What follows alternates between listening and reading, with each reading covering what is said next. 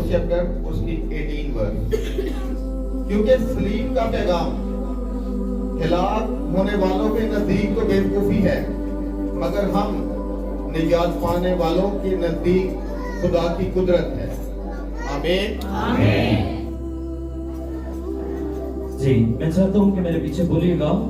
पहला कुरिन्थियों 1 बाब 18 आयत। पहला कुरिन्थियों 1 बाब 18 आयत। क्योंकि सलीब का पैगाम हलाक होने वालों के नजदीक तो बेवकूफी है, मगर हम निजात पाने वालों के नजदीक खुदा की कुदरत। शुक्रिया जी। खुदा उनके कलाम के पढ़े और सुने जाने पर खुदा उनके खास बरकत हो। तशरीफ रखिएगा, बैठ जाइएगा। The message of the Christ, the message of the Christ, Yeshu का पैगाम क्या है? The message of the cross, इस सलीब का पैगाम क्या है? हम इसके बारे में जानेंगे। हमने मोस्टली इस सलीब को अपने गलों में पहना होता है। मोस्टली इस सलीब के हमने ब्रेसलेट पहने होते हैं। मोस्टली इस सलीब को हम अपने कानों में धुंधों की सूरत में पहनते हैं। मैं चाहता हूं कि ये सलीब जो है वो हम उसकी अहमियत को भी जाने कि भाई ये सलीब है क्या, क्यों ये हमारी जिंदगी में अहम किरदार अदा करती है और इसका मेन मकसद क्या है। जब हम थोड़ा सा हिस्ट्री पर गौर करें तो सलीब की चंद एक अशकाल थी। की शक्ल जो थी वो थी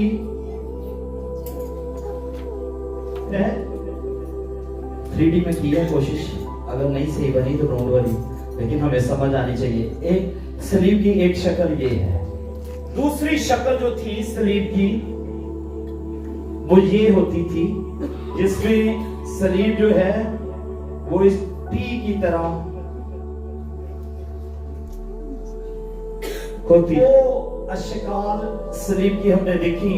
पहली जो है वो उसके ऊपर हेड भी था, और जहां पर ये मैंने व्हाइट कपड़ा दिया है इसका मतलब है कि ऊपर वाला हिस्सा नहीं है, सिर्फ ये टी शेप की सलीब हुआ करती थी। इसके बाद जो तीसरी किस्म थी सलीब की, तीसरी शक्ल जो है वो सलीब की ये वाली हुआ करती थी। शक्ल सलीब की ये हुआ करती थी। अब जो है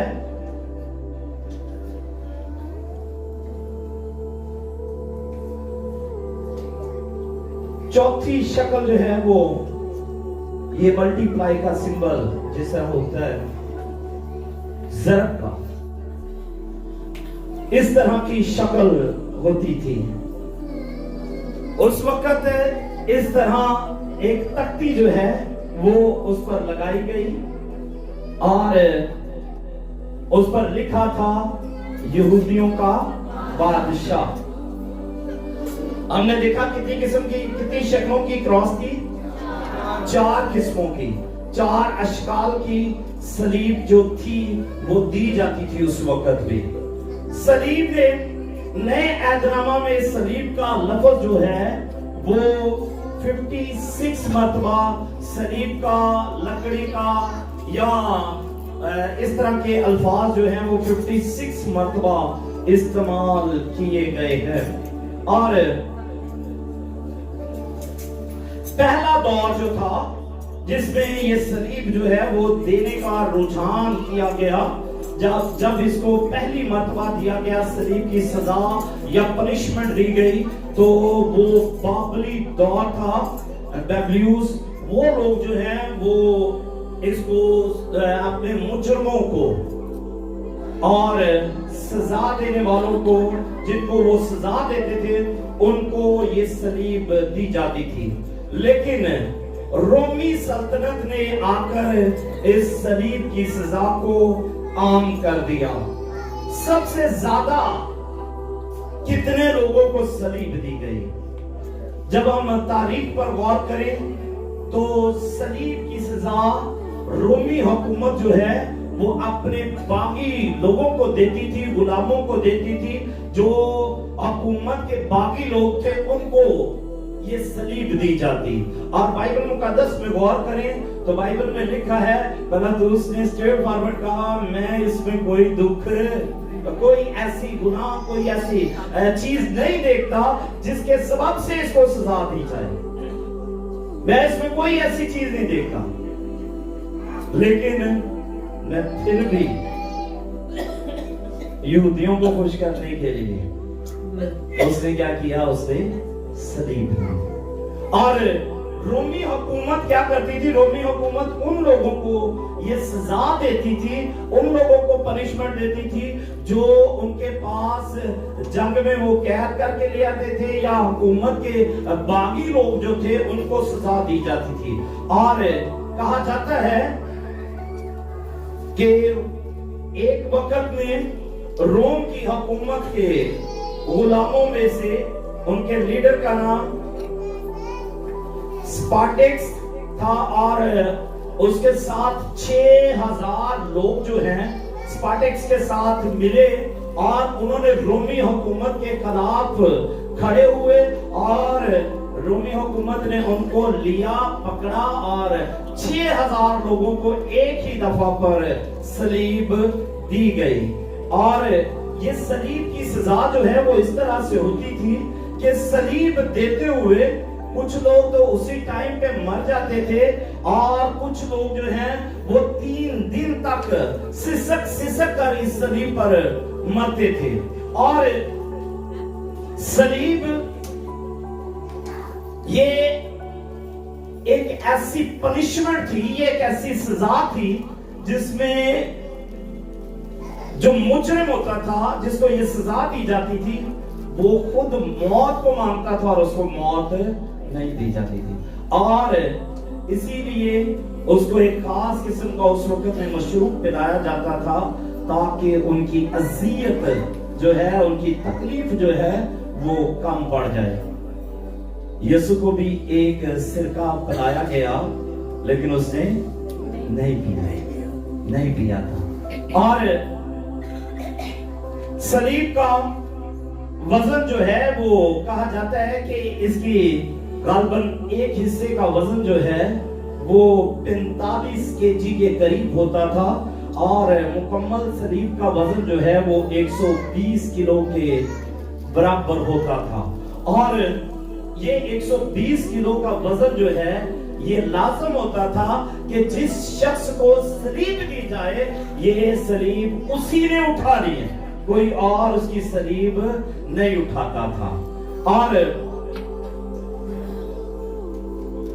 सलीब जो है ये हमेशा कोशिश की जाती थी कि ऊंची जगह पर ले जाया जाए, बुलंद जगह पर दी जाए, ताकि दूसरे लोग इसको देखें और इबरत सीखें कि हमने हुकूमत के खिलाफ, हमने इस रोमी हुकूमत के खिलाफ जाना नहीं है। कहा जाता है कि हिटलर ने भी अपने वक्त में 2000 लोगों को सलीब की सजा दी थी इस्राएलियों को। और लेकिन सबसे ज्यादा जो है वो 6000 लोगों को रोमी हुकूमत ने 3री सदी के अंदर ये सजा दी थी। और बुलंद मुकाम पर सलीब को दिया जाता था ताकि लोग जो हैं वो उसको देखें और उससे इबरत सीखें कि भाई हमें कभी भी इनके खिलाफ, इस हुकूमत के अगेंस्ट नहीं जाना। लेकिन मेरे अजीजों, मेरा यीशु जब ऊंचे पर चढ़ाया गया और लोगों के लिए इबरत ये थी, लोग रोमी हुकूमत ने इसलिए ऊंचे पर लटकाया ताकि लोग देखें और अगेंस्ट ना जाए, खिलाफ ना जाए। लेकिन बाइबल मुकद्दस में लिखा है, पुराने अहदनामा में भी ये सलीब ने बड़ा काम किया है। सलीब ने बाइबल मुकद्दस में लिखा है कि आतिशी सांप जो है वो एक वक्त में बनी इस्राएल में आए और मूसा खुदावंद के पास गया और कहता है कि खुदावंद मुझे बता कि मैं लोगों को कैसे बचाऊं, कैसे इनको रिलीज कराऊं। तो बाइबल मुकद्दस में लिखा है कि खुदावंद ने कहा कि मूसा एक पीतल का सांप बना और उसको बलि पर चढ़ा और ऊंची जगह पर उसको नस्ब कर दे, ताकि जहां कहीं पर भी किसी को सांप काटे तो वो उस पर नजर करे और जो कोई उस पर नजर करेगा वो बच जाएगा। आमीन आमीन। और ये बलि पर लटका हुआ सांप जो है वो मिस्ले मसीह है, मिस्ले मसीह है। और बाइबल मुकद्दस में लिखा है कि जितनों ने उस पर नजर की, जितनों ने उसका यकीन किया, जितनों ने उस पर ईमान रखा, बाइबल मुकद्दस में लिखा है खुदा ने उनको फर्जंद बनने का हक बख्शा, यानी बेटे और बेटियां। आमीन आमीन। हुकूमत ने ये चाहा कि लोग देखें और इबरत सीखें, जाने के भाई इसके खिलाफ नहीं जाना, लेकिन बाइबल मुकद्दस में खुदावंद ने इसी सलीब को, इसी कह सकते हैं कि उस नाम की मौत को बदलकर जिंदगी में तब्दील कर दिया। आमीन आमीन।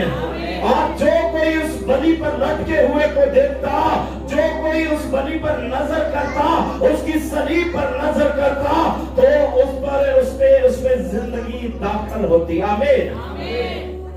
यूहन्ना फरमाता है अपने खत के अंदर कि हमने उसे देखा और गौर से देखा और गौर से देखने के बाद उस पर हाथ लगाया, जब हाथ लगाया तो उसमें से जिंदगी निकली। आमीन आमीन। और विदाउट यीशु के बाइबल मुकद्दस बयान करती है खुदावंद के बगैर जिंदगी में कोई दाखिल हो नहीं सकता।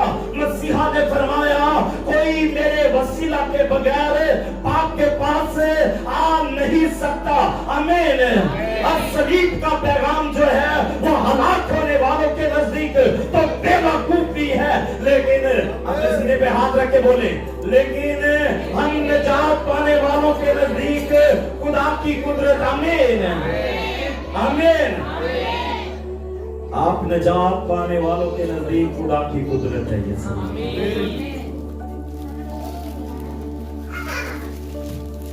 उस पर, उसकी सलीब के ऊपर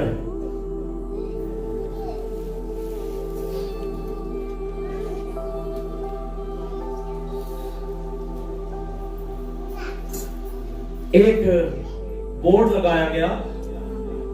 पिताजी बोर्ड याद था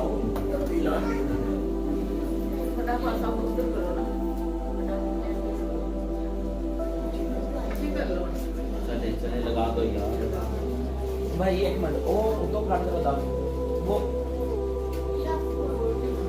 दाब पकड़े काका इतने डाल के आ मेरे को इधर ताकि नजर आवे, इधर आ लेना सारे जी। हाँ जी आ रहा है नजर, ठीक है करो। ओ तू ना यार वो एक डेवलप होते पे उन्हें चेक डेवलप करके दे।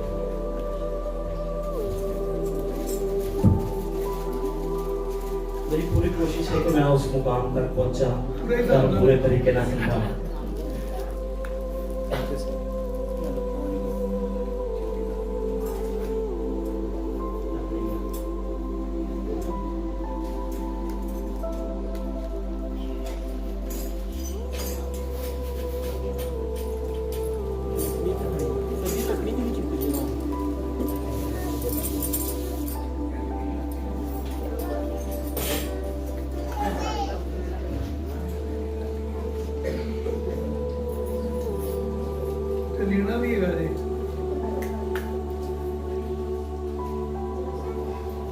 इसके ऊपर, इस तख्ती के ऊपर लिखा होता था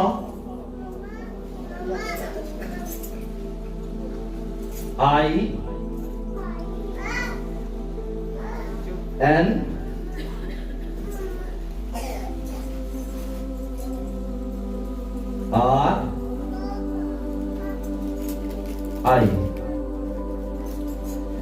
ये जो लिखा जाता था, इसका मतलब था आपके आईडी कार्ड पर भी एक कोड लिखा हुआ है, और वो जो नंबर है वो आपके जिले को, आपके शहर को और आपके खानदान को जाहिर करता है। इसी तरह इस तख्ती पर भी ये नंबर लिखे होते थे और ये जाहिर करते थे कि ये कौन से जिले का, कौन से हिस्से का शख्स है। और इसमें जो पहला आई है, इसका मतलब था आईजीएस, और इसका मतलब था ये आईजीएस जो है वो सिर्फ और सिर्फ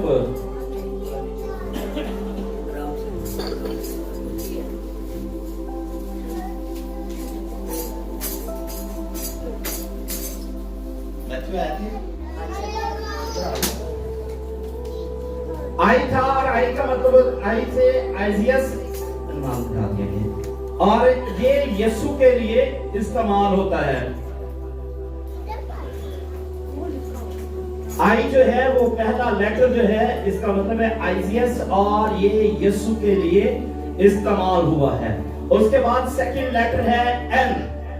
एन का मतलब है नाजरस, यानी कि ये नासरत का रहने वाला है।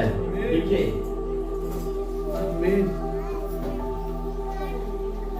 एन, एन का मतलब है नासरत, यानी कि ये नासरत का रहने वाला है।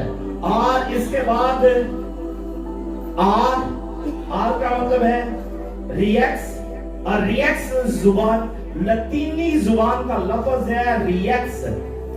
रिएक्स लतीनी जुबान का लफ्ज है और इसका मतलब है बादशाह। आमीन, आमीन। और इसके बाद आखिरी आई रह गया है, और इसके लिए जो वर्ड यूज किया गया एडोरियम। एडोरियम का मतलब है यहूदी कौम। एडोरियम, हाँ जी, इसका मतलब है यहूदी कौम। और जब हम इसका पूरे का मुतालिया करें तो लिखा हुआ आता है, देखिए नासरत,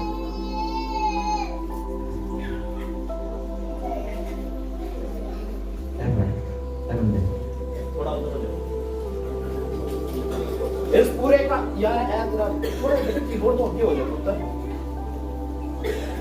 जी, एंड तक नजर आ रहा है? हाँ जी, एंड तक नजर आ रहा है सबको? व्हाइट बोर्ड नजर आ रहा है?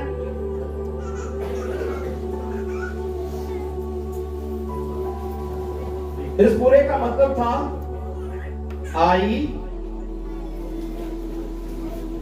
एन आर आई। इस पूरे का मतलब था नासरत का यीशु यहूदियों का बादशाह। कोई है जो आमीन बोले?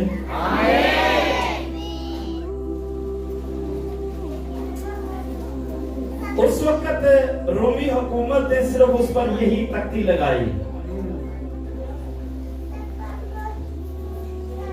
यहूदियों का बादशाह, नासरत का रहने वाला यीशु यहूदियों का बादशाह। लेकिन बाइबल मुकद्दस उसके बारे में यूं बयान करती है कि वो सिर्फ यहूदियों का बादशाह नहीं, बल्कि बाइबल मुकद्दस में मुकाशफा में लिखा हुआ है, उसकी राम और उसकी पोशाक पर लिखा हुआ है बादशाहों का बादशाह, खुदावंदों का खुदावंद।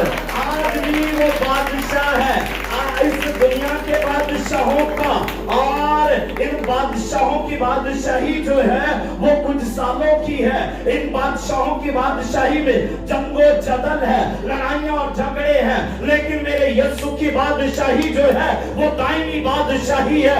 और उसकी बादशाही के अंदर जो है वो जंगो जदल नहीं है, वाहिद उसकी बादशाही जो है वो अमन से फैलाई गई है।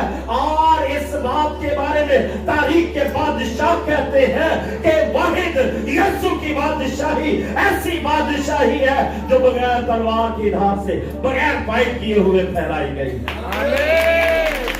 आमीन, आमीन। और उसकी बादशाही ना सिर्फ जमीन की है बल्कि आसमानों की बादशाही भी है। और वो बादशाह ऐसा है कि बाइबल मुकद्दस बयान करती है वो सोता नहीं है, उसको ऊँघ नहीं आती और वो बूढ़ा नहीं होता, उसकी ताकत कम नहीं पड़ती, बल्कि कल आज बल्कि अब तक यकसा।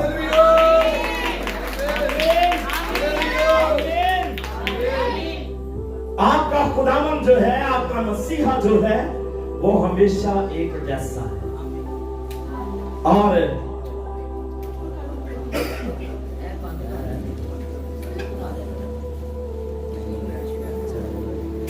सलीब मसीहियों के लिए क्यों इतनी अहम है?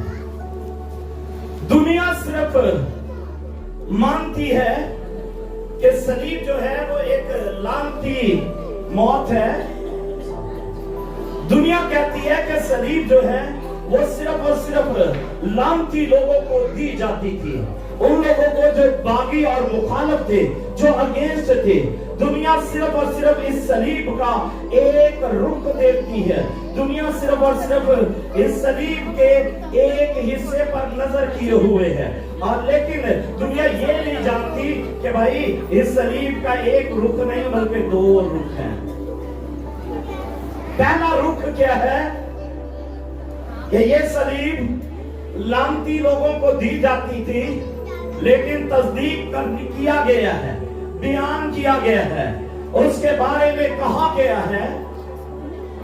बादशाह ने कहा, उसने कहा मैं इसमें कोई ऐब नहीं पाता, मैं इसमें कोई दुख नहीं पा रहा, मैं इसमें इस तरह से कोई चीज नहीं देखता कि भाई इसे सलीब दी जाए।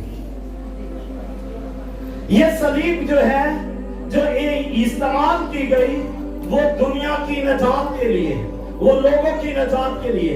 और सलीब पर मेरे मसीहा ने वो काम किए जो 3.5 साल तक उसने किए, लेकिन वो पूरे नहीं हुए।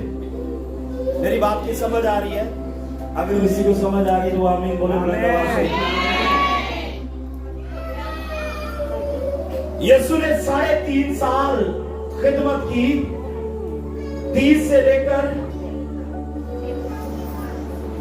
33.5 साल तक यीशु ने खिदमत की। 30 से लेकर 33.5 साल तक यीशु ने खिदमत की है। और इन सालों में, 3.5 सालों में मेरे मसीहा ने किया क्या है? इन 3.5 सालों में यीशु ने बीमारों को चंगा किया, अगर किया है तो आमीन बोले। यीशु ने कोढ़ियों को पाक साफ किया है, आमीन। यीशु ने मुर्दों को जिंदा किया है, आमीन। यीशु ने लोगों को निजात दी है, आमीन। लोगों की बीमारियों को दूर किया है, आमीन। इन सारे बातों के बावजूद वो निजात का काम पूरा नहीं हुआ। इस सलीब के बगैर वो निजात का काम पूरा नहीं हुआ। लेकिन बाइबल मुकद्दस बयान करती है, यशायाह की किताब है उसका 53 बाब बड़ी खूबसूरती से मेरे मसीहा की कुदरत को, उसके जलाल को जाहिर करता है और क्लियर करता है कि भाई वो बेराम और बेऐब था और उसमें कोई चोरी नहीं थी। क्योंकि जो बर्रा ज़िबा किया जाता था ऐते अतीक के अंदर, यहूदी एक दिन कफारे का दिन मनाते थे जिसको वो कपूर का यौमे कपूर कहते थे या कपूर का दिन कहा जाता था। और यौमे कपूर जो है वो इसी दिन सेलिब्रेट किया जाता था जिस दिन मेरे मसीहा को सलीब चढ़ाया गया। और यौमे कपूर के दिन होता क्या था? यहूदी लोग इसको इसलिए सेलिब्रेट करते थे, इसलिए मनाते थे क्योंकि वो कहते थे ये कफारे का दिन है। कौन सा दिन है जी? कफारे का दिन। कफारे का दिन है, नजात का दिन है, आजादी का दिन है, रिलीज होने का दिन है, मखलसी पाने का दिन है। और लाजम था कि यीशु कफारे के लिए, नजात के लिए उस दिन पेश किया जाता है। मेरे यीशु के लिए ये जरूरी था। तालियां बजा सकते हैं। अगर वो सलीब ना चलता तो कभी कफारे का काम कंप्लीट नहीं हो सकता था, कभी नजात का काम कंप्लीट नहीं हो सकता था। नजात का काम कंप्लीट हुआ तो सिर्फ उसके सलीब चढ़ने के सबब से। अब दुनिया कहती है कि इसके एक हिस्से को, कि हाँ सलीब जो है वो मसीहों ने अपने गले में पहनी होती है और इस पर बड़ी रिस्पेक्ट की जाती है, इसकी बड़ी इज्जत की जाती है। लेकिन सलीब जो है, इसके दूसरे रूप पर गौर करें तो सलीब का मतलब है सल्वेशन का पूरा काम, नजात का पूरा काम। और मेरे मसीहा ने फरमाया, जी यहाँ पर स्कूल का कोई बच्चा बैठा हुआ है, स्कूल का कोई बच्चा बैठा हुआ है, जल्दी आ, जल्दी जल्दी जल्दी भाग के आ, भाग के आ। छठा कलमा,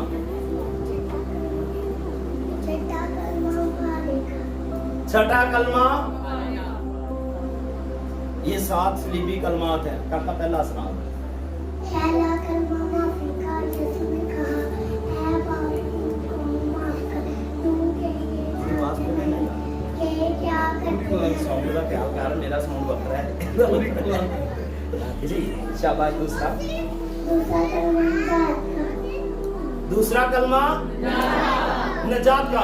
और ये कलमे कब पेश किए गए? बाइबल मुकद्दस में लिखा है जब यीशु सलीब पर चढ़ा हुआ था, कफारे के दिन, यौमे कपूर वाले दिन यीशु मसीह सलीब पर चढ़ा हुआ है और यीशु को सलीब पर लटकाया गया। और उस दिन यीशु सलीब पर इन सलीबी 7 कलमात को अदा करते हैं। पहला कलमा और मौती का, दूसरा कलमा नजात का। शाबाश, बोलो आगे। दूसरा कलमा पूरा बोलो ना। दूसरा कलमा नजात का, तीसरा कलमा मोहब्बत का। और इसी के बाद इस तरह आगे चौथा और पांचवा, और मैं छठे पर जाता हूं डायरेक्ट। छठा कलमा मेरे मसीहा ने फरमाया तमाम हुआ। आमीन आमीन आमीन। छठा कलमा तमाम हुआ। तमाम क्या हुआ? जब मेरे मसीहा को सलीब पर चढ़ाया गया और उसने कहा सल्वेशन का काम, नजात का काम, रिहाई का काम कंप्लीट हो गया है। आमीन आमीन आमीन। और नजात विदाउट सलीब के, यीशु के बगैर नजात पॉसिबल नहीं थी।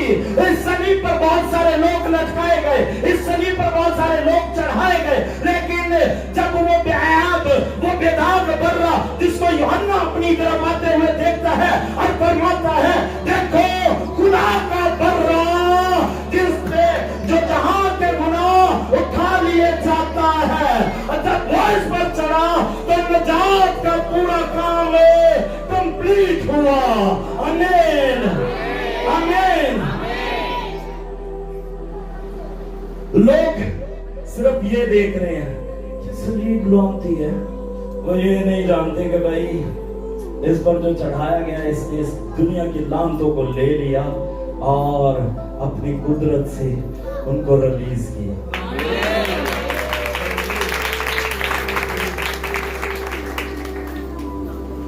लोग देखते हैं, कहते हैं, दुनिया कहती है, लोग कहते होंगे कि भाई वो सलीब नहीं चढ़ा, उसको डायरेक्ट लिया और आसमानों पर ले गए। हम उसको नहीं मानते, हम उसको जानते ही नहीं, हम उसको जानते ही नहीं। हम जिसे जानते हैं, मैं जिसे जानता हूं, जिसे मेरी कलीसिया, मेरे लोग जानते हैं, वो सलीब पर चढ़ा है, वो मरा है, और उसके बारे में लिखा है कि जितनों ने उसे कबूल किया कि यीशु मेरे लिए मरा, सलीब चढ़ा, मेरे लिए दफन हुआ, मेरे लिए कब्र में रखा गया। जितने लोग एक्सेप्ट करते हैं कि वो सलीब पर मरा, जितने लोग इस बात को मानते हैं वो सलीब पर मेरे गुनाहों की खातिर रखा गया, वो सलीब पर मेरे गुनाहों की खातिर उसको पीसा गया, मारा गया, कूटा गया, और जो लोग इस बात को एक्सेप्ट करते हैं, बाइबल मुकद्दस में लिखा है कि तीसरे दिन वो ये भी एक्सेप्ट करते हैं फिर कि तीसरे दिन वो मुर्दों में से जी उठा है। आमीन, आमीन। और जो मुर्दों में से जी उठा है, हम उसी को जानते हैं जिसने सल्वेशन का, निजात का काम कंप्लीट किया है। दुनिया सिर्फ सलीब के एक रुख को जानती है कि सलीब, लेकिन दूसरा रुख उसका कि उसकी कब्र खाली है, और उसकी कब्र पर भी एक बोर्ड लगा हुआ है, एक पत्ती लगी हुई है, और उस पर लिखा हुआ है He is not here, वो यहाँ मौजूद नहीं है, बल्कि He is risen, वो जी उठा है, वो कब्र में मौजूद नहीं है, वो आसमान में पर जिंदा मौजूद है।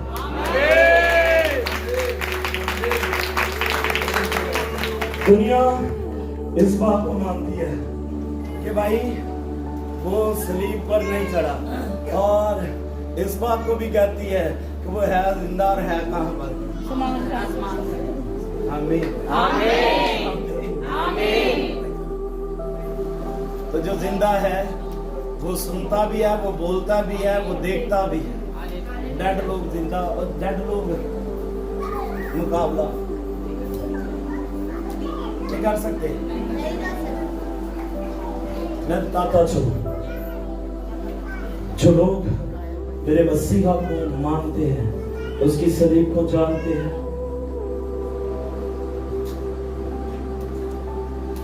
उसकी सलीब को जानते हैं, वो हलाकत में नहीं जाएंगे। यीशु ने उनसे वादा किया, मैं जाता हूं और जाकर तुम्हारे लिए जगह तैयार करूंगा। मेरे बाप के घर में बहुत सारे मकान हैं। शागिर्द कहते हैं, यीशु तू बातें तमसीलों में क्यों कहता है? उसने कहा, आसमान से उतरी रोटी मैं हूं, और ये बातें कोई और नहीं कर सकता। किसी ने पूछा ना, एक शख्स ने शादी की और वो मर गया, और फिर उसकी बीवी ने दूसरे से, तीसरे से, चौथे से, और इसी तरह वो सातों मर गए, तो वो क़यामत वाले दिन किसकी बीवी होगी? और मेरे मसीहा ने फरमाया, शादी ब्याह नहीं है, आसमान की ब्याह शादियां कोई और नहीं बता सकता। ऐसी बातें जो आसमान पर गया वही बताएगा ना, जेड़ा आसमान तो आया वही दसेगा ना, जेड़ा आया भी है तो जेड़ा जिंदा आसमान पे गया भी है। आमीन, हालेलुया, हालेलुया। सलीब इसलिए अहम है मसीहियों के लिए, और इसलिए वो इस सलीब को अपने गले पे लगाते हैं, अपने कानों में, अपने ब्रेसलेट्स में पहनते हैं कि भाई सलीब पर नजात का काम हुआ। सलीब पहले इम्पोर्टेंट नहीं थी, लेकिन जब इस पर वो बर्रा चढ़ाया गया तब ये सलीब इम्पोर्टेंट हो गई, तब ये सलीब अहम हो गई। और सलीब पर जाने से पहले भी उसने अपनी कुदरत से लोगों को नजात देने की कोशिश की, लेकिन एंड तक उसकी यही कोशिश रही कि दुनिया उसे जाने, पहचाने और उसे कबूल करे। और जितनों ने कबूल किया, खुदा ने उनको फर्जंद बनने का हक बख्शा। इसीलिए तो पौलुस कहता है कि भाई सलीब का पैगाम, मैसेज ऑफ द क्रूस, message of this message of the Christ, Yeshu का पैगाम जो है, यीशु की सलीब का पैगाम जो है, वो दुनिया के लिए तो फुलिशनेस है, बेवकूफी है, कमलापन ने, लेकिन हम नजात पाने वालों के लिए खुदा की। जितने लोग यीशु की नजात को पाते हैं, उनको पता है इस सलीब की अहमियत है कि भाई मेरे यीशु ने इस पर लटक कर मेरी नजात का पूरा काम किया है। और उसने तस्दीक की है। उसने कहा आसमान की गारंटी नहीं है, जमीन की गारंटी नहीं है। आसमान और जमीन टल सकते हैं लेकिन मेरे मुंह की बातें हरगिज़ ना टलेंगी। और उसने सलीब पर लटके हुए फरमाया तमाम हुआ, यानी कि वो सल्वेशन का काम तमाम कर चुका है। और अब हमें जरूरत है कि हम एक्सेप्ट करें कि हाँ, सलीब का पैगाम मेरे लिए है, क्रूस का पैगाम मेरे लिए है, मसीहा का पैगाम मेरे लिए है कि मेरे बेटे मैं चाहता हूं, मेरे बेटे मैं चाहता हूं कि तू जिंदगी पाए, मेरी बेटी मैं चाहता हूं कि तू जिंदगी पाए। और यीशु जिंदगी देता है और कसरत की जिंदगी देने के लिए आमीन आमीन आमीन। जो लोग यीशु से उस कसरत की जिंदगी को लेना चाहते हैं वो अपने कदमों पर खड़े हों और खुदा की तारीफ करें, खुदा की इस मोहब्बत के, उसके प्यार के लिए शुक्रगुजारी करें, उसके इस फजल के लिए उसकी शुक्रगुजारी करें कि वो आपसे प्यार करता है।